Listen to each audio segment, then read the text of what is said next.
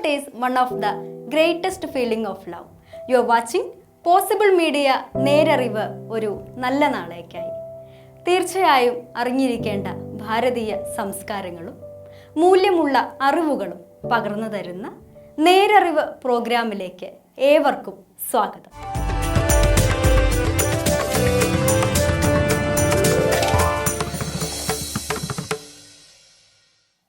നമ്മൾ ഗൾഫിലെ ഈ ചൂടുള്ള കാലാവസ്ഥയിലും നാട്ടിലെ പച്ചപ്പിനെയും മഴയെയും ഒക്കെ ഒന്ന് ചിന്തിച്ചെടുത്താൽ തന്നെ നല്ല ഒരു തണുപ്പാണല്ലേ. ഇവിടെ കാണുന്ന മെട്രോ ഫെസിലിറ്റി കേരളത്തിൽ കൊച്ചിയിൽ മാത്രമാണുള്ളത്. അതുകൊണ്ട് തന്നെ സാധാരണക്കാരുടെ ദൂരയാത്രകളിൽ ഏറ്റവും കൂടുതൽ ആശ്രയമാകുന്നത് ബസ്സാണ്. നിങ്ങൾ ജീവിതത്തിൽ ഒരിക്കലെങ്കിലും ഒരു ബസ് യാത്ര നടത്തണം. നമുക്കിപ്പോൾ ഒരു ബസ് യാത്ര നടത്തിയാലോ? നിങ്ങൾ റെഡിയാണോ? എങ്കിൽ നിങ്ങളുടെ പാരൻസിൻ്റെ കൂടെ വീടിനടുത്ത് നിന്ന് നല്ല മഴയുള്ള ഒരു ദിവസം ബസ് വെയിറ്റ് ചെയ്ത് അങ്ങനെ നിൽക്കുന്നത് ഒന്ന് ഇമാജിൻ ചെയ്യാമോ? ഇമാജിൻ ചെയ്യാമോ? അപ്പോൾ അങ്ങനെ കാത്തു നിൽക്കുന്ന സമയത്ത് കൃത്യസമയത്ത് ബസ് എത്തും. ആദ്യത്തെ സ്റ്റോപ്പിൽ നിന്ന് തന്നെ ബസ് കയറാൻ നിൽക്കുന്നത് കൊണ്ട് ബസ്സിൽ വലിയ തിരക്കൊന്നും ഉണ്ടാവില്ല. നിങ്ങൾ കുടയൊക്കെ മടക്കി ബസ്സിലേക്ക് ഇങ്ങനെ പതുക്കെ കയറാൻ തുടങ്ങും. കുറച്ച് മഴയൊക്കെ നനയും കേട്ടോ. നിങ്ങൾ കുട്ടികൾ മഴയെയും വെയിലിനെയും മണ്ണിനെയും ഒക്കെ അറിഞ്ഞു വേണം വളരാൻ വേണ്ടിയിട്ട്. നിങ്ങളങ്ങനെ ബസ്സിൽ കയറുമ്പോൾ ഒരുപാട് സീറ്റ് ഒഴിഞ്ഞു കിടക്കുന്നുണ്ടാവും അല്ലേ? നിങ്ങൾ എന്ത് ചെയ്യും? ഒരു സീറ്റിൽ പോയിട്ട് വിൻഡോ സൈഡിലേക്ക് നീങ്ങിയിരിക്കും അല്ലേ? പതുക്കെ ആ ഷട്ടറൊന്ന് ഉയർത്തി ചെറിയ ചാറ്റൽ മഴയൊക്കെ കൊണ്ട് മഴ നനഞ്ഞിട്ട് മണ്ണിൽ നിന്ന് വരുന്ന ആ ഗന്ധമൊക്കെ ആസ്വദിച്ച് അങ്ങനെ പോവും. ഇങ്ങനെ പോയിക്കൊണ്ടിരിക്കുമ്പോൾ ഒരു 2-3 സ്റ്റോപ്പൊക്കെ കഴിയുമ്പോഴേക്കും ബസ്സിൽ ആളുകൾ ഇങ്ങനെ കയറി തുടങ്ങും. ചിലവർ ഇറങ്ങിയിട്ടുണ്ടായിരിക്കും. അപ്പോൾ നിങ്ങളിങ്ങനെ ബസ്സിൽ പുറത്തേക്ക് നോക്കി മരങ്ങളും ചെടികളും ഒക്കെ പുറകോട്ട് പോവുകയാണോ എന്നൊക്കെ ഇങ്ങനെ ചിന്തിച്ചിരിക്കുകയായിരിക്കും. ഒരു 5-6 സ്റ്റോപ്പ് കഴിയുമ്പോഴേക്കും ബസ്സിൽ എല്ലാ സീറ്റും ഫുള്ളായിട്ടുണ്ടായിരിക്കും. ബാക്കി കയറുന്ന ആളുകളെല്ലാവരും നിൽക്കാൻ തുടങ്ങും. അങ്ങനെ നിങ്ങൾ ബസ്സിൽ പോയിക്കൊണ്ടിരിക്കുന്ന സമയത്ത് നിങ്ങളുടെ ഗ്രാൻഡ് പേയുടെ പ്രായത്തിലുള്ള ഒരാൾ ബസ്സിലേക്ക് ഒരു വാക്ക് സ്റ്റിക്കൊക്കെ പിടിച്ച് വളരെ ബുദ്ധിമുട്ടി കയറി വരുന്നത് കാണും. ബസ്സിൽ ഇടയ്ക്ക് ബ്രേക്ക് ഇടുമല്ലേ? അപ്പോൾ എന്ത് പറ്റും? നിങ്ങൾ ന്യൂട്ടൺസ് ലോ ഒക്കെ പഠിച്ചിട്ടുണ്ടെങ്കിൽ അറിയാൻ പറ്റും. ഈ നിന്ന ആളുകളെല്ലാവരും ഫ്രണ്ടിലേക്ക് ഇങ്ങനെ വീഴാൻ പോകുമല്ലേ?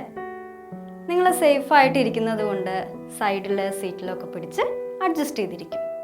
പക്ഷേ നമ്മുടെ ഈ പാവം ഗ്രാൻഡ്പ വാക്ക് സ്റ്റിക്ക് പിടിച്ച് വളരെ ബുദ്ധിമുട്ടി നിൽക്കുന്നത് കാണും. നിങ്ങൾ ഇതൊക്കെ കണ്ടിട്ടും പുറത്തെ കാഴ്ചകളൊക്കെ ആസ്വദിച്ച് അങ്ങനെ ഇരിക്കുമോ?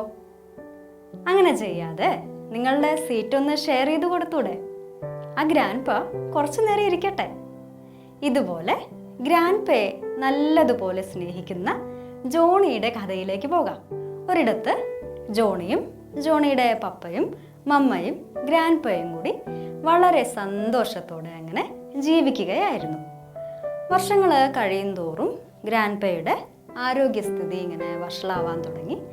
അതുപോലെ കുറച്ച് ഓർമ്മക്കുറവ് തുടങ്ങി. അവസാനം എന്ത് വന്നാലും ആരുടെയെങ്കിലും ഹെൽപ്പില്ലാതെ ഒന്നും മുന്നോട്ട് പോകില്ല എന്ന അവസ്ഥയിലേക്ക് എത്തി. അങ്ങനെ ഇരിക്കെ ഒരു ദിവസം ഒരു ഡിന്നർ സമയത്ത് നമ്മുടെ ഈ ഗ്രാൻഡ്പയുടെ ഷിവർ ചെയ്യുന്ന കയ്യിൽ നിന്ന് അറിയാതെ ഒരു ഗ്ലാസ് പ്ലേറ്റ് വീണു പൊട്ടി. ഉടനെ തന്നെ ജോണിയുടെ മമ്മ വന്ന് അതൊക്കെ ക്ലീൻ ചെയ്തു. പക്ഷേ ദിവസങ്ങൾ കഴിയും തോറും പുതിയ പുതിയ പ്രശ്നങ്ങൾ ഇങ്ങനെ വന്നു തുടങ്ങി. ചിലപ്പോൾ കാഴ്ചശക്തി കുറഞ്ഞതുകൊണ്ട് തന്നെ വാക്ക് സ്റ്റിക്ക് പിടിച്ച് നടക്കുന്ന സമയത്ത് വീട്ടിലെ വില കൂടിയ ഗ്ലാസ് ഐറ്റംസ് എല്ലാം വീണ് പൊട്ടുവാൻ തുടങ്ങി. അതുപോലെ രാത്രി സമയങ്ങളിൽ ഈ ഗ്രാൻഡ്പ എഴുന്നേറ്റ് നടക്കാൻ തുടങ്ങി. ഇതെല്ലാം ഒരു ബുദ്ധിമുട്ടായിട്ട് ജോണിയുടെ പപ്പയ്ക്കും അമ്മയ്ക്കും തോന്നാൻ തുടങ്ങി. അതുകൊണ്ട് ജോണിയുടെ പപ്പയും അമ്മയും ഒരു കാര്യം തീരുമാനിച്ചു. ഈ ഗ്രാൻഡ്പയെ മറ്റൊരു റൂമിലേക്കാക്കി മാറ്റിക്കളയും. എന്നിട്ട് അദ്ദേഹത്തിന് വുഡൻ പ്ലേറ്റുകളിൽ മാത്രം ഭക്ഷണം കൊടുക്കുവാൻ തുടങ്ങി. ഈ രീതിയിൽ ഗ്രാൻഡ്പയെ ട്രീറ്റ് ചെയ്യുന്നത് കണ്ടുകൊണ്ടിരിക്കുന്ന ജോണി ഉടനെ തന്നെ പുറത്തുപോയി ഒരു വുഡൻ പ്ലേറ്റിൽ ചില കൊത്തുപണികൾ ആരംഭിച്ചു. ഇത് കണ്ടുവന്ന് ജോണിയുടെ പപ്പ ചോദിച്ചു, മോനെ ജോണി, നീ എന്തിനാണ് ഇത്ര കഷ്ടപ്പെട്ട് വുഡൻ പ്ലേറ്റുകൾ ഉണ്ടാക്കിക്കൊണ്ടിരിക്കുന്നത്? നമ്മൾ ഗ്രാൻഡ്പയ്ക്ക് ആവശ്യമായിട്ടുള്ള എല്ലാ വുഡൻ പ്ലേറ്റുകളും റൂമിലേക്ക് കൊടുത്തിട്ടുണ്ട്. ഇത് കേട്ട് ജോണി ഉത്തരം പറഞ്ഞു, പപ്പ, ഇത് ഗ്രാൻഡ്പയ്ക്ക് വേണ്ടിയുള്ള വുഡൻ പ്ലേറ്റുകളല്ല. പപ്പയ്ക്കും അമ്മയ്ക്കും പ്രായമേറി വരികയാണല്ലോ, അതുകൊണ്ട് ആ സമയത്തേക്കുള്ള വുഡൻ പ്ലേറ്റുകൾ ഇപ്പോൾ തന്നെ ഞാൻ കരുതി വെക്കുകയാണ് എന്ന് പറഞ്ഞു. ഇത് കേട്ട ജോണിയുടെ പപ്പയ്ക്ക് വലിയ വിഷമമായി. ഉടനെ തന്നെ അദ്ദേഹത്തിന് തൻ്റെ തെറ്റ് മനസ്സിലായി. മുറിയിൽ പൂട്ടിയിട്ടിരുന്ന ആ ഗ്രാൻഡ്പയെ വീട്ടിലേക്ക് എല്ലാവരുടെയും കൂടെ പഴയതുപോലെ കൊണ്ടുവന്ന് സന്തോഷകരമായിട്ട് ജീവിക്കാൻ തുടങ്ങി. ഈ കഥയിൽ നിന്ന് നിങ്ങൾ എന്ത് മനസ്സിലാക്കി? നമ്മളെപ്പോഴും പ്രായമായവരെയും മുതിർന്നവരെയും റെസ്പെക്റ്റ് ചെയ്യണം. അതുപോലെ നിങ്ങളുടെ ഗ്രാൻഡ് പാരൻസിന് നല്ല സപ്പോർട്ട് കൊടുത്ത് കെയർ കൊടുത്ത് വളരെ നന്നായിട്ട് സ്നേഹിക്കണം. ജീവിതത്തിൽ നിന്ന് ഒരിക്കലും നമ്മുടെ പാരൻസിനെയോ ഗ്രാൻഡ് പാരൻസിനെയോ മാറ്റി നിർത്തരുത്.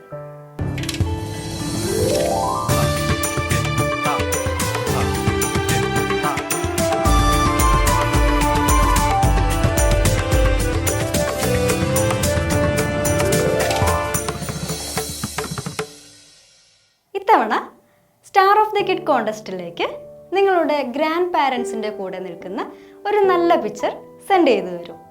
അടുത്ത എപ്പിസോഡിലെ സ്റ്റാർ ഓഫ് ദി കിഡ് ആവാനുള്ള അവസരം നിങ്ങളെ കാത്തിരിക്കുന്നുണ്ട്. ഇത്തവണത്തെ സ്റ്റാർ ഓഫ് ദി കിഡ് ആരാണെന്ന് നോക്കാം.